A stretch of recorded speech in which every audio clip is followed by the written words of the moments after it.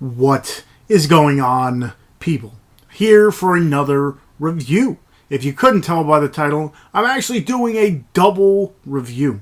It is a movie that I was sent from Mill Creek. If you didn't see that video where I unboxed the whole box, go ahead and check that out. But they sent over a whole bunch of movies, and I decided to watch this one first because I've never had a Hammer film in my collection. This is a dual one. This is two movies in one set. So I'm like, let me check this out. I heard good things about Hammer movies. I never really watched them. So I'm like, let me, finally check out a Hammer film. So anyway, it's got two movies. It's got Never Take Candy from a Stranger, but it's also called Never Take Sweets from a Stranger. And then the other one is Scream of Fear. So there's the cover right there. So what I'm going to do, I'm going to review both. Never Take Sweets or Never Take Candy from a Stranger was released in 1960, and Scream of Fear was released in 1961. So anyway, Never Take Sweets, Never Take Candy from a Stranger. It was directed by Cyril Frankel. It was written by John Hunter, Roger Garis. It stars Gwen Watford, who plays Sally Carter, Patrick Allen, who plays Peter Carter, Felix Aylmer, who plays Clarence Olderberry. Those are the the main I guess antagonist and protagonist. And then Janina Faye, who plays Jane Carter. Those are pretty much the main characters. Jane, who is the daughter of the Pete and Sally. Well, Pete, let me get into it. Pete ends up becoming the principal of this new school. So him and his family moved into this small town where the Olderberries, Olderberries, are pretty much the people that run the town. So they're well known, supposedly, from generation to generation, they kind of kept the town running and all this stuff. So they're pretty much, the head honchos and all this. Well, Clarence is the eldest of them, the eldest living, I guess you want to call it. And let's just say at one point in time, Jane, who is the daughter of Peter and Sally, her and her friend Lucille, right in the beginning of the movie, they're playing around on a swing. And at one point, Jane loses her wallet or whatever with change or whatever, and she says, "Oh no, I don't have my candy money." And Lucille's like, "Hey, listen, I know someone who gives out candy for free." Hence being the guy Clarence. So later on in the day, you find out that this guy gave them candy, these two young girls, by having them take their clothes off. So pretty much this guy's like a pedophile and all this. So now Pete and Sally, the parents, are now going after this Olderberry. But the thing is, again, he has clout, I guess you want to call it, in this town. He's pretty much untouchable. His son kind of runs everything now that his father's elderly. And pretty much no one wants to touch these guys because, again, the town kind of runs on their money and all this stuff. So this guy does something so horribly wrong, but no one wants to touch him.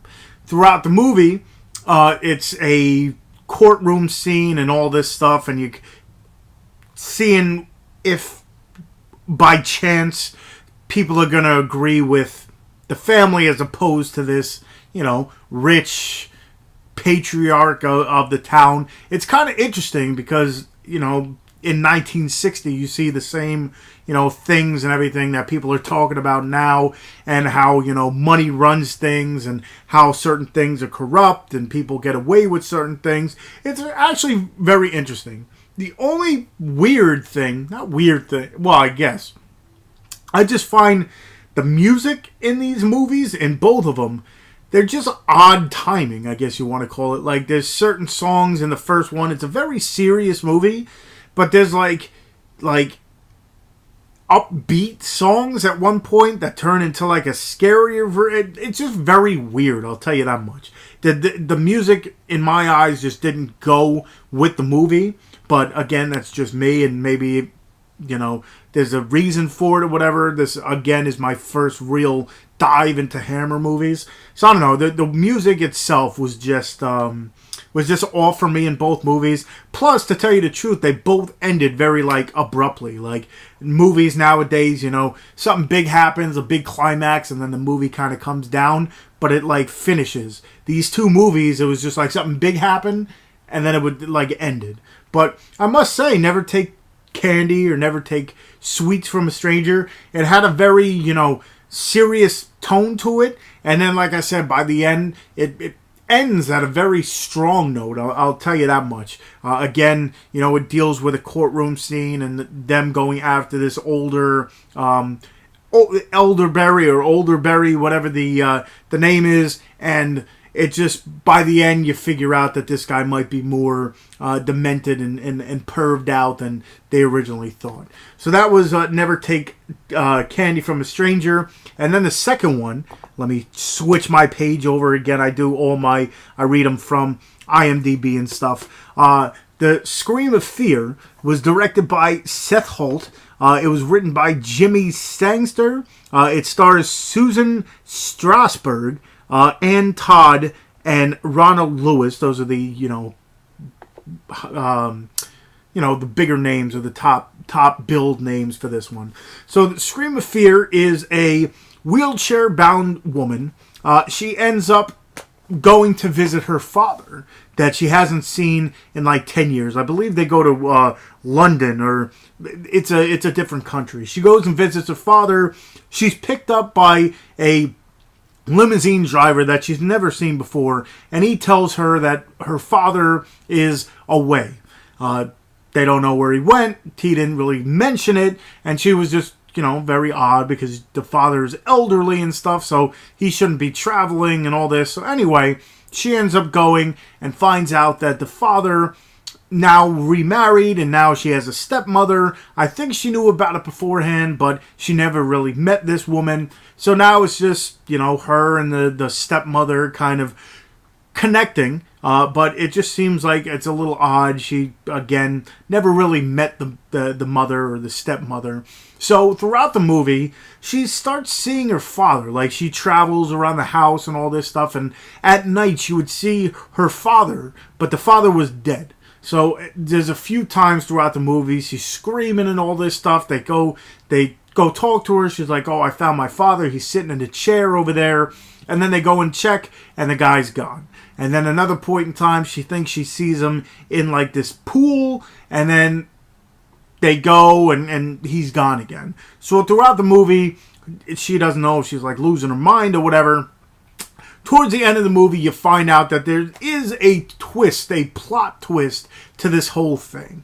I don't want to give it away because, to tell you the truth, I didn't see it coming, because there's actually two twists to the movie that don't kind of go together, but it's just an interesting take on it. Again, the music itself, I don't know if it's with all Hammer films or whatever, it just kind of was different to me, I guess you want to call it. Some of the songs did not seem to, some of the music, should I say, it's not songs, there's no lyrics or whatever, but some of the music just didn't seem to go with certain scenes that they had it in, and again, some of it was upbeat and then downbeat. It was just odd for me. I mean, if you disagree, let me know in the comments or whatever.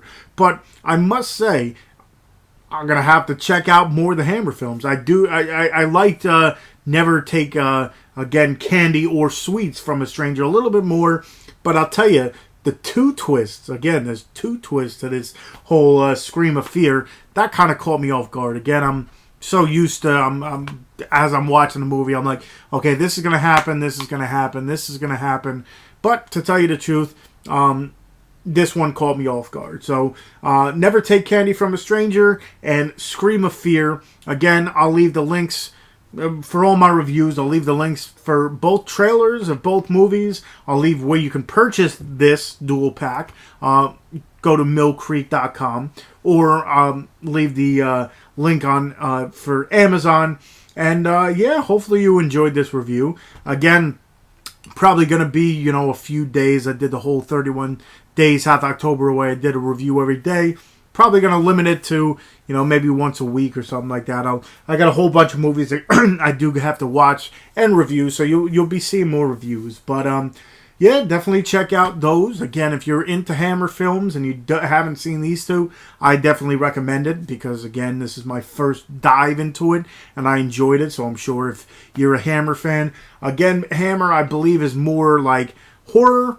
This has its elements, but they're more like thriller, drama type movies. But, like I said, I definitely dug them. So, again, check the description for not only, summaries of each one, but I'll also leave the links to the trailers as well as where you can purchase this. And, yeah, check out the description for my social medias as well. I got a Facebook fan page, I got a Twitter, I got an Instagram where I show off the movies behind me. Horror Mino, I'm part of the Dorkening. There's so much stuff. So check out the description for everything I'm talking about. And if you haven't already, definitely hit that subscribe button, hit the like button, and if you want to see or know when I upload more stuff, hit that bell button so you're aware when I do upload stuff. And I guess until next time, I'll see you guys.